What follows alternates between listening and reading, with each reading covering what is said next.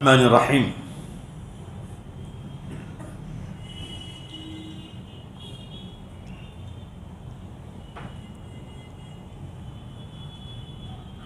قال النبی صلی اللہ علیہ وسلم اتانی جبریل فقال یا محمد عش ما شئت فإنک میت واجب من شئت فإنک مفارق واعمل ما شئت فإنک مجزی به واعلم ان شرف المؤمن قیامه باللیل وعزه استغناء عن الناس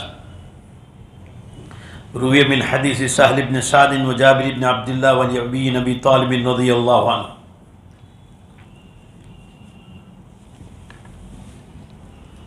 نبی اکرم صلی اللہ علیہ وسلم نے ارشاد فرمایا، جبریل علیہ السلام میرے پاس آئے اور کہا، فرمایا اے محمد صلی اللہ علیہ وسلم، جبریل فرما رہے اے محمد صلی اللہ علیہ وسلم جیسے چاہے زندگی گزارو، بالآخر مرنا تو ہے ہی ہے۔ جس کو چاہے اپنا محبوب بنا لو، حدیث ہے، بالآخر جدا تو ہونا ہی ہونا ہے۔ اپنی بیوی کو محبوب بناؤ، کوئی شوہر کو بنائے، کوئی اولاد کو بنائے، کوئی دوست کو بنائے، فرمایا ایک دن تو جدا ہونا ہی ہونا ہے، اور اپنی چاہت کے مطابق عمل کرو، بالآخر اس کا بدلہ تو ملنا ہی ہے۔ اچھے اعمال کرو تو اچھا بدلہ، برے اعمال کرو تو برا بدلہ۔ اتنا ضرور جان لو کہ مومن کی عزت رات کی نماز تہجد میں ہے، اور اس کی عزت لوگوں سے بے پرواہ ہو جانے میں۔ رات کی تہجد یعنی اللہ کے ساتھ لو لگاؤ، اور انسانوں سے لگاؤ مت لگاؤ۔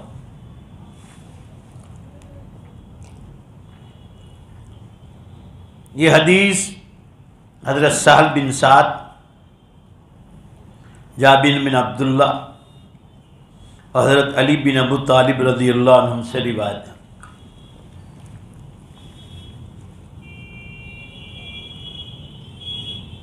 اس حدیث پاک میں یہ فکر دلائی گئی ہے کہ بندہ جیسے چاہے اپنی چاہتوں اور امیدوں کو پورا کرتا رہے، دنیا میں کیسی چاہت رکھے، بالآخر اس کو اس فانی دنیا کو چھوڑنا ہے، یہ حدیث میں بتلایا گیا۔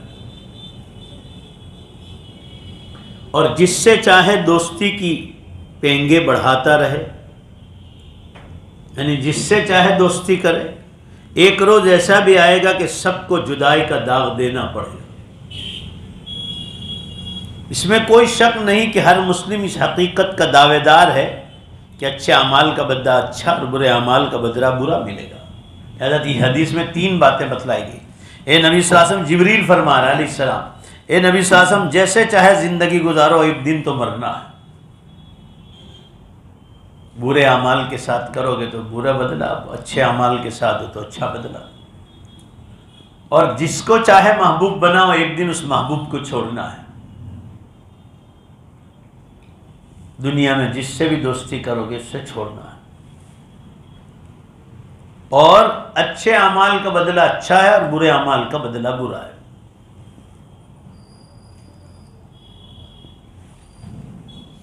آگے کی حدیث ایسی ہے، اور قریب قریب یہی مضمون اس حدیث میں بھی ہے۔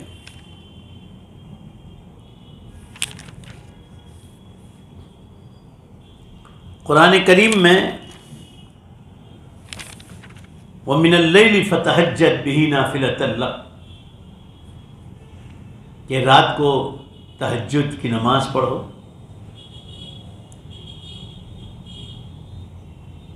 آپ صلی اللہ علیہ وسلم کو بھی کہا گیا، اور امت کو بھی یہ تعلیم ہے کہ اللہ سے لو لگانا ہے تو تہجد کی نماز۔ قرآن پاک میں ہے، ان المتقین فی جنات النعیم، دھیان دو اللہ کے کلام، بے شک پرہیزگار لوگ باغات اور چشموں میں ہوں گے۔ کانوا قلیلا من اللیل ما یہجعون، اور ان کی صفات یہ ہے کہ وہ رات کو بہت کم سوتے ہیں۔ دیکھا بھائی کیا مطلب؟ نیند پوری کر لیتے ہیں اور رات کو تہجد میں اللہ کے سامنے کھڑے ہو جاتے ہیں۔ کانوا قلیلا من اللیل ما یہجعون وبالاسحار هم یستغفرون، تہجد میں اٹھ جاتے ہیں اور سحریوں کے وقت وہ اللہ سے گناہوں کی معافی مانگتے ہیں۔ یہ قرآن پاک نبی کریم صلی اللہ علیہ وسلم کا ارشاد ہے، لوگوں سلام کو عام کرو، لوگوں کو کھانا کھلاؤ، جب لوگ رات کو سو رہے ہوں تو نماز تہجد پڑھو، سلامتی کے ساتھ تم جنت میں داخل ہو جاؤ۔ یہ حدیث ہے۔ سلام کو عام کرو، جو بھی ملے مسلمان سلام کرو، لوگوں کو کھانا کھلاؤ، اور رات کو لوگ سو رہے ہوں تو فرمایا تم اللہ کے سامنے تہجد میں کھڑے رہو، فرمایا یہ 4 کام کرو گے تو جنت میں سلامتی کے ساتھ داخل ہو جاؤ۔ سیدنا ابو ہریرہ رضی اللہ عنہ فرماتے ہیں کہ رسول اللہ صلی اللہ علیہ وسلم نے فرمایا جب 1/3 رات باقی رہ جاتی ہے، یعنی 2 حصے پورے ہو جاتے ہیں رات کے اور 1 حصہ باقی رہ جاتا ہے، تو اللہ تعالیٰ دنیا کے اس آسمان پر اترتے ہیں، نازل ہوتے اور کہتے فرماتے ہیں کوئی ہے جو مجھے پکارے تاکہ میں اس کی دعا قبول کروں۔ ہر روز تہجد کے وقت اعلان ہوتا ہے، کوئی ہے جو مجھ سے مانگے تاکہ میں اس کو دوں، کوئی ہے جو مجھ سے بخشش طلب کرے تاکہ میں اس کو بخش دوں، کوئی بخشش مانگے تو میں بخش دوں۔ یہ تہجد کے وقت جب رات کا 1 حصہ باقی رہتا ہے تو اللہ تعالیٰ نزول کرتا ہے۔ اللہ کا نزول مطلب یہ ہے کہ اللہ تعالیٰ بندوں کو قریب سے اعلان کرتے ہیں، ورنہ اللہ کو ایک جگہ سے دوسری جگہ جانے کی ضرورت نہیں۔ آسمان دنیا پر نزول کرتے نہیں، یہاں سے اعلان ہوتا ہے، اللہ کی رحمت قریب ہوتی ہے کہ ہے کوئی مانگنے والا جس کی مانگ میں پوری کروں، ہے کوئی بخشش طلب کرنے والا جس کی میں بخشش کروں۔ نیز یہ شوق دلایا گیا ہے کہ مومن کا وقار اور عزت و اکرام ہی اسی میں ہے کہ وہ اللہ تعالیٰ پر بھروسہ رکھے اور لوگوں کے مال و دولت پر نگاہ رکھنا چھوڑ دے، لوگوں سے بنیاد ہو جائے، یعنی کسی کے مال پر نظر نہ رکھے، اللہ پر نظر رکھے کہ مجھے روزی دینے والا اللہ کی ذات ہے۔ اللہ تعالیٰ کے یہاں بندے کی عزت کا راز اسی میں ہے کہ وہ متقی اور پرہیزگار ہو، اور سماج میں عزت و وقار اسی میں ہے کہ آدمی میں لالچ جیسی کمینی صفات پیدا ہو، آدمی ان چیزوں سے بچے، مانگے تو اللہ سے مانگے۔ اس لیے حدیث میں آیا ہے کہ نمک کا ٹکڑا بھی چاہیے تو اللہ سے مانگو، نمک کا ٹکڑا بھی چاہیے تو اللہ سے مانگو، چپل کی پٹی ٹوٹ جائے تو بھی اللہ سے مانگو۔ آگے کی حدیث آ رہی، عن ابی ہریرہ رضی اللہ عنہ رسول اللہ صلی اللہ علیہ وسلم قال اتدرون ما المفلس قالوا المفلس فينا من لا درهم له ولا متاع فقال ان المفلس من امتي ياتي يوم القيامه بصلاه وصيام وزكاه وياتي قد شتم هذا وقذف هذا وكل مال هذا وسفك دم هذا وضرب هذا فيعطى هذا من حسناتي وهذا من حسناتي فإن فنيت حسناته قبل أن يقضى ما عليه وخذ من خطاياهم فطرحت عليه ثم طرح في النار۔ اخرجہ مسلم۔ ابو ہریرہ رضی اللہ عنہ فرمایا رسول اللہ صلی اللہ علیہ وسلم نے فرمایا اے میرے صحابہ کیا تم جانتے ہو کہ فقیر کون ہے، مفلس کون ہے؟ اللہ کے رسول فرما رہے صحابہ مفلس کون ہے؟ دعا سے پہلے چٹھی یاد رکھنا آپ کو کیا۔ صحابہ نے عرض کیا ہم میں مفلس وہ شخص ہے جس کے پاس نہ درہم ہو نہ دینار ہو اور نہ ہی کوئی اور سامان۔ آپ صلی اللہ علیہ وسلم نے فرمایا نہیں، بلکہ میری امت سے مفلس وہ شخص ہیں جو قیامت والے دن نماز روزے اور زکوٰۃ کے ساتھ آئے گا، لیکن اس کے ساتھ ساتھ وہ اس حال میں آئے گا کہ کسی کو گالی دی ہو، کسی پر بہتان باندھا ہوگا، کسی کا مال کھایا ہوگا، نماز بھی پڑھتا تھا، روزے بھی رکھتا تھا، زکوٰۃ بھی، کسی کا خون بہایا ہوگا، قتل کیا ہوگا، اور کسی کو مارا پیٹا ہوگا۔ بس ان تمام مظلومین کو اس کی نیکیاں دے دیا گئی، نہیں جس اس کے پاس جو نماز روزی زکوٰۃ تھی وہ لے کر سامنے والے کو دی، کیونکہ کسی کا مال کیا، کسی کو گالی دی، کسی کو مارا پیٹا، کسی کا حق دبا، یہ تاکہ ان پر کیے ظلم کی تلافی اور برابری ہو جائے۔ لیکن اگر اس کی نیکیاں ختم ہو گئی اس سے پہلے کہ اس کے ذمے دوسروں کے حقوق باقی ہوں تو ان کے گناہ لے کر اس پر ڈال دیے جائیں، جسے اس کے پاس سامنے والے کی ابھی حق باقی ہے اور اس کی نیکیاں ختم ہو گئی، تو جس پر ظلم کیا تھا اس کے گناہ اس پر ڈال دیے جائیں اور اس کے گناہ کم کر دیے جائیں۔ پھر اسے جہنم میں پھینک دیا جائے. آمین کہو زور سے. اللہ ہماری جہنم سے حفاظت فرمائے. علماء فرماتے ہیں کہ حقوق العباد میں کی گئی کمی بندوں کے حقوق میں حقوق اللہ کی ادائیگی پر ملنے والے اجر و ثواب کو لے ڈوبے گی. یعنی اللہ کے حقوق ادا کیے، نماز، روزہ، زکوٰۃ سب کی، حج کی، مگر یہ کسی کا مال کا، کسی کو مارا پیٹا، کسی کو قتل کیا، تو وہ جو اللہ کے حقوق ادا کیا نا، بندوں کے حقوق مارے ہیں تو لے ڈوبے گی، انسان کی نیکیاں چلی جائے گی. اس حدیث کا مطلب یہ ہوا کہ مسلمان کو جہاں چاہیے کہ جہاں وہ اپنے خالق اور مالک کے حقوق کی لحاظ کرتا ہے، اسی طرح اسے چاہیے کہ مخلوق کے حقوق ادا کرنے میں بھی کسی قسم کی سستی نہ کرے. بعض لوگوں کا خیال ہے کہ بندوں کے حقوق کی ادائیگی زیادہ ضروری ہے کیونکہ اللہ تعالیٰ تو اپنے حقوق معاف بھی کر سکتا ہے. یہ سوچ شریعت سے دوری کی علامت ہے. اگر معاملہ اللہ تعالیٰ کی بخشش کا ہے تو وہ بندوں کے حق میں کیے گئے گناہوں کو بھی معاف کروا سکتا ہے. اس حدیث سے حقوق العباد کی اہمیت کا اندازہ ہو سکتا ہے. یعنی حقوق اللہ بھی پورے کرو اور حقوق العباد بھی پورے کرو. اللہ چاہے تو بندوں سے بھی تو معاف کروا سکتے ہیں، وہ اس کو فلاں کو معاف کر دے. لہذا دونوں ضروری ہے. اللہ کے حقوق بھی پورے کرو اور بندوں کے حقوق بھی پورے کرو. آگے کی حدیث آ رہی ہے، نبی ہریرہ رضی اللہ عنہ قال قال رسول اللہ صلی اللہ علیہ وسلم اترکونی ما ترکتکم فاذا حدثتکم فخذوا عنی فانما هلك من كان قبلکم فبکثرت سؤالهم واختلافهم على انبیائهم. ابو ہریرہ رضی اللہ عنہ سے روایت ہے، رسول اللہ صلی اللہ علیہ وسلم نے فرمایا جب تک میں تمہیں چھوڑے رکھوں، یعنی کوئی نئی چیز کا حکم نہ دوں، تم بھی مجھے چھوڑے رکھو نہیں. نئے نئے امور کے بارے میں پوچھا نہ کرو، نئے نئے معاملات میں پوچھا نہ کرو.